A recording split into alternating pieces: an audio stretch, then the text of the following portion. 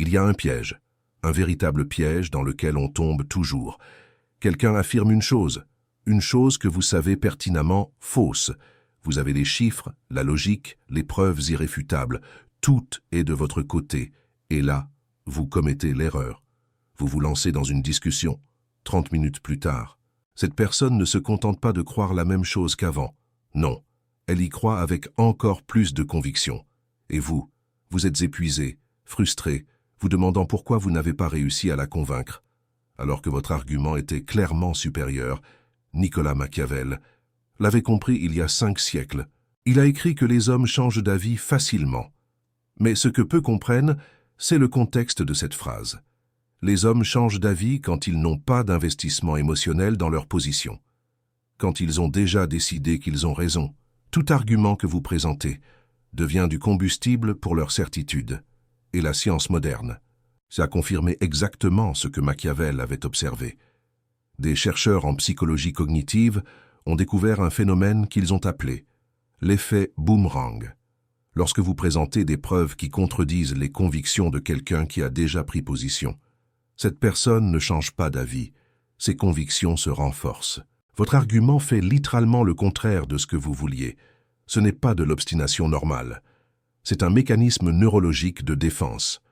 Le cerveau traite les convictions établies comme faisant partie de l'identité. Attaquer ces convictions, c'est comme une attaque personnelle. Et quand on vous attaque, vous ne vous ouvrez pas. Vous vous fermez. Mais voici ce qui rend la chose particulièrement brutale. Vous ne pouvez pas savoir avec certitude. Quand quelqu'un a déjà décidé que vous avez tort, il n'y a pas d'avertissement, pas de signal clair. Et donc, vous gaspillez de l'énergie, du temps, du capital social, en essayant de convaincre quelqu'un qui a déjà fermé la porte. Machiavel avait une solution à ça. Une solution que la plupart considèrent comme une faiblesse, mais qui est en réalité une puissance pure. Le silence stratégique. Laissez-moi vous expliquer pourquoi ça marche et comment l'appliquer, sans donner l'impression que vous fuyez ou que vous n'avez pas d'argument. D'abord, vous devez comprendre quelque chose de fondamental sur la nature humaine, que Machiavel a observé et que la psychologie moderne a confirmé. Les gens ne discutent pas pour trouver la vérité, ils discutent pour gagner. Ça semble cynique. Mais c'est exactement ce que montrent les études. Un phénomène appelé le biais de confirmation fait que les gens cherchent, interprètent et se souviennent des informations qui confirment ce qu'ils croient déjà. Les preuves contraires sont filtrées automatiquement. Ce n'est pas une décision consciente. C'est comme ça que le cerveau humain opère. Une étude de l'université de la Sorbonne a démontré ça de manière brutale. Ils ont présenté les mêmes preuves sur un sujet controversé à des personnes ayant des positions opposées. Chaque groupe a interprété les preuves comme un soutien à sa position initiale. La même information. Des interprétations complètement opposées. Ça signifie que, quand vous discutez avec quelqu'un qui a déjà décidé, vous n'avez pas un débat rationnel. Vous participez à un jeu où l'autre personne a déjà décidé du résultat. Et chaque point que vous présentez, chaque donnée que vous offrez, est simplement réinterprétée pour confirmer ce qu'elle croit déjà. Mais calmez-vous, parce que ce que je vais vous expliquer maintenant change complètement la façon dont vous devriez aborder ces situations. Il y a une différence cruciale entre quelqu'un qui a une opinion et quelqu'un qui a déjà décidé que vous êtes coupable de quelque chose. La première personne peut changer d'avis avec suffisamment de preuves et de temps. La seconde vous a déjà condamné et tout ce que vous direz sera utilisé contre vous. Machiavel l'a compris quand il a écrit qu'il est préférable d'être craint qu'aimé, mais jamais haché. Quand quelqu'un a déjà décidé que vous avez tort, il a probablement aussi décidé que vous faites partie du problème. Et à ce moment-là, argumenter ne vous aide pas. Ça vous enfonce, parce que chaque mot que vous dites confirme son récit, que vous êtes exactement ce qu'il pensait. Vous vous défendez? Preuve que vous avez quelque chose à cacher, vous présentez de la logique. Preuve que vous êtes arrogant et que vous croyez avoir raison. Vous vous excusez? Preuve qu'il a toujours eu raison sur vous. Le jeu est truqué. Dès le début. Maintenant. Laissez-moi vous raconter quelque chose que peu comprennent sur le pouvoir du silence dans ces situations. Une étude publiée dans la revue de psychologie appliquée a constaté que le silence délibéré, dans les négociations et les conflits, crée ce qu'ils ont appelé une mentalité délibérative au lieu de réagir automatiquement. Le silence force les deux parties à réfléchir intérieurement.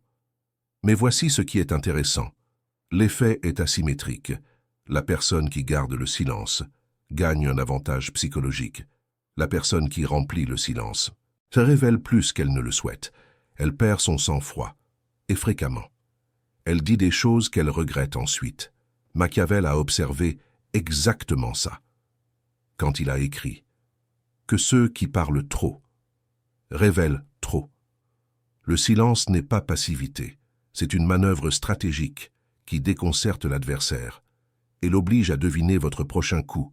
Cette incertitude génère de l'anxiété et de la vulnérabilité chez l'autre. Mais il y a quelque chose de plus profond que vous devez comprendre avant d'appliquer ça. Le silence stratégique ne signifie pas fuir toutes les discussions. Ça signifie choisir vos batailles avec une précision chirurgicale, la clé, est dans une question simple que vous devriez vous poser avant d'entrer dans un débat. Cette personne est-elle génuinement intéressée à trouver la vérité? Ou a-t-elle déjà décidé quelle est la vérité? Et cherche-t-elle juste une validation? Si la réponse est la seconde, toute énergie que vous dépensez est de l'énergie perdue. Vous n'allez pas changer son esprit, vous allez seulement vous épuiser en essayant. Et c'est là que beaucoup de gens se trompent. Ils pensent que ne pas défendre leur position est une faiblesse, que garder le silence signifie accepter la défaite, que si ils n'argumentent pas, l'autre personne gagne, mais pensez-y d'une autre manière. Quand un roi voit un quidam aboyer, il ne s'arrête pas pour discuter de qui est le plus fort. Il continue simplement son chemin.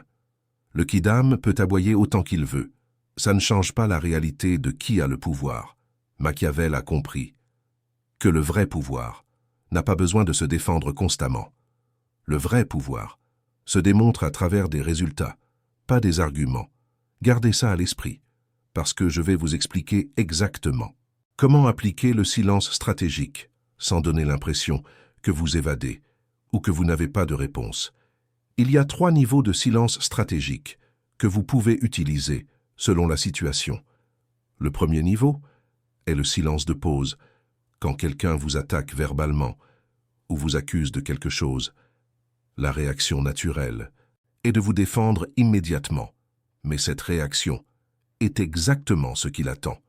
Ça lui donne du matériel pour continuer l'attaque, au lieu de répondre automatiquement. Faites une pause de 3 à 5 secondes.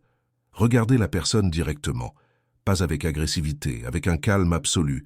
Cet acte simple fait plusieurs choses simultanément. Premièrement, démontrez que vous avez le contrôle de vos réactions. Vous n'êtes pas une marionnette qui réagit à chaque provocation. Deuxièmement, créez de l'inconfort chez l'autre personne. Les êtres humains sont programmés pour percevoir le silence comme un désaccord ou une désapprobation. Cet inconfort amène souvent l'autre personne à adoucir sa position ou à révéler plus qu'elle ne le voulait. Troisièmement, cela vous donne le temps de formuler une réponse stratégique au lieu d'une réaction émotionnelle. Des chercheurs de l'Université de la Sorbonne ont publié en 2024 que le silence dans les situations de pouvoir crée ce qu'ils ont appelé une asymétrie de contrôle perçue. La personne qui contrôle le silence est perçue comme plus puissante et plus compétente.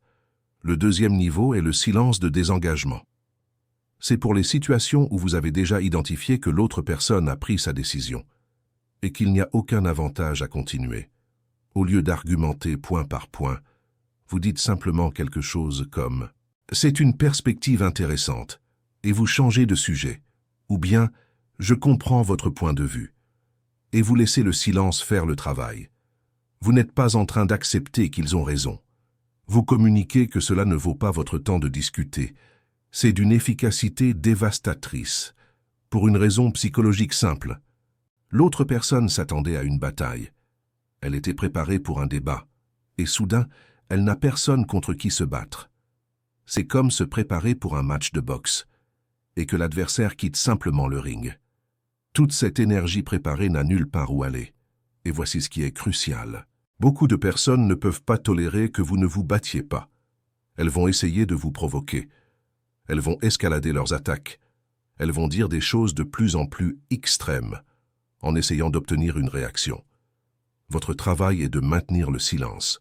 Chaque provocation que vous ignorez est une victoire. Chaque réaction que vous évitez est un pouvoir que vous conservez. Le troisième niveau est le silence de démonstration. C'est le plus avancé et le plus machiavélique de tous. Au lieu de discuter avec des mots, vous démontrez avec des actions. Quelqu'un dit que vous ne pouvez pas accomplir quelque chose. Ne discutez pas. Accomplissez. Quelqu'un dit que vous vous trompez sur une décision. N'argumentez pas. Exécutez-la. Et laissez les résultats parler. Nicolas Machiavel a écrit que les hommes jugent plus par les yeux que par les mains. Ils voient les résultats. Ils ne ressentent pas le processus. Cela signifie que montrer est infiniment plus puissant que dire. Un résultat vaut plus que 1000 arguments. Et le plus beau, c'est que lorsque vous démontrez avec des faits, vous n'avez pas besoin de dire « je vous l'avais dit ». Le résultat parle de lui-même, et la personne qui doutait de vous doit confronter la preuve de sa propre erreur. Laissez-moi vous donner un exemple concret de comment cela fonctionne dans la vie réelle. Imaginez que vous êtes dans une réunion de travail. Vous proposez une idée. Un collègue la rejette immédiatement.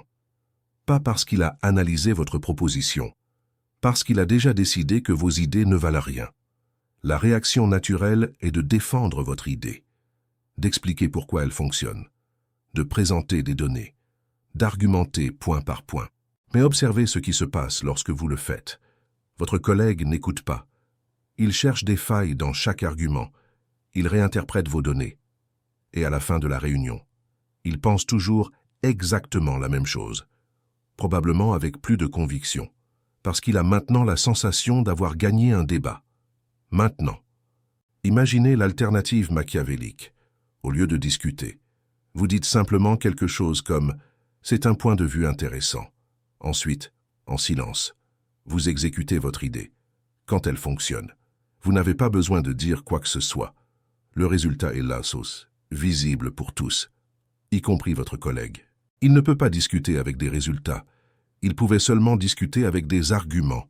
C'est la différence entre gagner une discussion et gagner dans la réalité. Parfois, vous devez choisir l'une, parce que vous ne pouvez pas avoir les deux. Nicolas Machiavel a compris cela profondément, dans Le Prince. Il décrit comment les grands leaders sont fréquemment incompris par leurs contemporains, pas parce qu'ils étaient de mauvais communicateurs, parce que leurs contemporains avaient déjà décidé qu'ils avaient tort. Mais ces mêmes leaders sont célébrés par l'histoire, parce que l'histoire juge par les résultats, pas par les arguments. Il y a un autre aspect du silence stratégique que peu de personnes considèrent, le coût émotionnel des discussions inutiles. Chaque fois que vous discutez avec quelqu'un qui a déjà décidé, non seulement vous perdez du temps, vous perdez la paix mentale, vous perdez de l'énergie émotionnelle, vous générez du cortisol et de l'adrénaline qui affectent votre bien-être. Des chercheurs en neurosciences ont démontré que les conflits interpersonnels activent l'amygdale, la partie du cerveau responsable des réponses de lutte ou de fuite. Votre corps entre en mode de survie, même s'il n'y a pas de menace physique réelle. Cela signifie que chaque discussion inutile est une petite décharge de stress dans votre système, accumulée. Ces décharges affectent votre santé, votre humeur, votre capacité de penser clairement. Nicolas Machiavel n'avait pas la neuroscience pour expliquer cela, mais il a observé le phénomène. Il a écrit que les hommes qui gaspillent leur énergie dans des conflits mineurs n'ont pas la force pour les batailles importantes. Le silence stratégique ne conserve pas seulement votre temps. Il conserve votre santé mentale. Il conserve votre énergie pour ce qui compte vraiment. Mais il y a quelque chose de plus que vous devez comprendre sur la psychologie de celui qui a déjà décidé que vous avez tort, fréquemment. Sa position n'est pas réellement sur vous. Elle est sur lui. Les personnes qui défendent le plus rigidement leur position sont fréquemment celles qui se sentent le plus insécures à leur sujet. Le volume de leur certitude est inversement proportionnel à leur conviction réelle. Une étude de l'Université de Cornell a trouvé que les personnes avec le moins de connaissances sur un sujet ont tendance à surestimer leurs compétences et à défendre leurs opinions plus agressivement. C'est ce qu'on appelle l'effet Dunning-Kruger. Cela signifie que quand quelqu'un défend une position avec une agressivité disproportionnée, il compense probablement une insécurité interne. Ils ne sont pas en train de discuter avec vous. Ils sont en train de lutter contre leurs propres doutes. Comprendre cela change complètement la façon dont vous percevez ces situations. Ce n'est plus votre travail de les convaincre. C'est leur travail de confronter leur propre insécurité. Et cela, vous ne pouvez pas le faire pour eux. Ils ne peuvent le faire seuls, quand ils sont prêts. Votre discussion ne va pas accélérer ce processus. Elle va probablement le retarder, parce que vous leur donnez un ennemi externe contre qui lutter, au lieu d'affronter leurs conflits internes. Maintenant, laissez-moi vous parler d'une erreur commune que commettent même les personnes qui comprennent la stratégie du silence. Elles confondent le silence avec la passivité. Le silence stratégique n'est pas ne rien faire. C'est choisir consciemment où investir votre énergie. Un général ne démontre pas de faiblesse en n'attaquant pas chaque provocation. Il démontre une intelligence stratégique. Il sait que certaines attaques sont des distractions conçues pour épuiser ses ressources avant la bataille réelle. Nicolas Machiavel a écrit extensivement sur cela dans L'Art de la guerre. La victoire ne revient pas à l'armée la plus agressive. Elle revient à celle qui gère le mieux ses ressources et choisit ses batailles. Nicolas Machiavel l'aurait compris avant nous. Appliqué aux discussions. Cela signifie que chaque fois que vous gardez le silence face à une provocation, vous ne reculez pas. Vous conservez des munitions. Pour le moment où vous en aurez vraiment besoin. Et quand vous décidez de parler, vos paroles ont plus de poids, parce que vous ne les avez pas dévaluées en les utilisant dans chaque petite dispute. Une leçon machiavélique fondamentale. Les personnes qui parlent moins, mais à des moments stratégiques, sont perçues comme plus sages et plus puissantes que celles qui parlent constamment. C'est de la pure psychologie de la perception, comme l'a si bien compris Nicolas Machiavel. Mais il y a quelque chose d'important que je dois vous avertir à propos de cette stratégie. Le silence stratégique ne fonctionne pas s'il vient d'un endroit de faiblesse. Si vous gardez le silence parce que vous avez peur de la confrontation, l'autre personne le sent. Si vous gardez le silence parce que vous n'avez pas d'argument, cela se remarque tôt ou tard. Nicolas Machiavel le savait pertinemment. Le silence puissant vient d'un endroit de certitude intérieure. Vous savez que vous avez raison. Vous savez que vous pourriez argumenter. Mais vous choisissez de ne pas le faire, parce que vous comprenez que cela n'en vaut pas la peine. C'est la différence entre un moine en silence méditatif et quelqu'un qui s'est retrouvé à court de mots. Le même silence, une énergie complètement différente. Et Nicolas Machiavel aurait sûrement noté cette distinction subtile. Maintenant, laissez-moi vous expliquer pourquoi la plupart des gens ne peuvent pas appliquer cela. Même s'ils savent que c'est correct, il existe un besoin psychologique appelé « besoin de clôture cognitive ». Les chercheurs ont identifié que certaines personnes ont un besoin intense de résoudre l'ambiguïté et d'arriver à des conclusions définitives. Quand vous discutez avec quelqu'un et que vous n'arrivez pas à une résolution, ce besoin reste insatisfait. Votre cerveau, littéralement, vous harcèle, jusqu'à ce que vous ayez clos l'affaire. C'est un piège, et Nicolas Machiavel nous aurait mis en garde contre lui. Et c'est pourquoi il est si difficile de s'éloigner d'une discussion. Même si vous savez que vous n'allez pas gagner. Ce n'est pas de la logique, c'est de la neurologie. Mais voici la clé pour surmonter cela. Reconnaissez que la résolution ne requiert pas l'accord de l'autre. Vous pouvez clore l'affaire internement, même si l'autre personne continue de croire qu'elle a raison. Votre certitude intérieure vous appartient.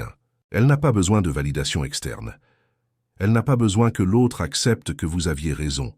Une vérité que Nicolas Machiavel aurait certainement approuvée. Quand vous internalisez cela, le silence devient naturel. Parce que vous n'avez plus besoin de gagner la discussion. Vous avez déjà gagné. Au moment où vous avez décidé de ne pas participer à un jeu truqué. Mais calmez-vous, parce qu'il y a une situation spécifique où le silence n'est pas la bonne réponse. Quand les conséquences de ne pas parler sont plus grandes que le coût de la discussion, si votre réputation est en train d'être détruite publiquement. Garder le silence peut sembler une admission de culpabilité. Si des décisions importantes dépendent de la présentation de votre point de vue, le silence est un abandon de responsabilité. Nicolas Machiavel aurait insisté sur l'importance de choisir ses moments. Nicolas Machiavel était pragmatique. Il ne suivait pas les règles aveuglément. Il évaluait chaque situation en fonction de ses conséquences. La bonne question n'est pas « Devrais-je garder le silence ?» La bonne question est « Quel est le coût réel de chaque option ?» Parfois, le coût de la discussion est inférieur au coût de ne pas le faire. Dans ces cas-là, vous discutez. Mais avec une différence cruciale. Vous ne discutez pas pour convaincre la personne qui a déjà décidé.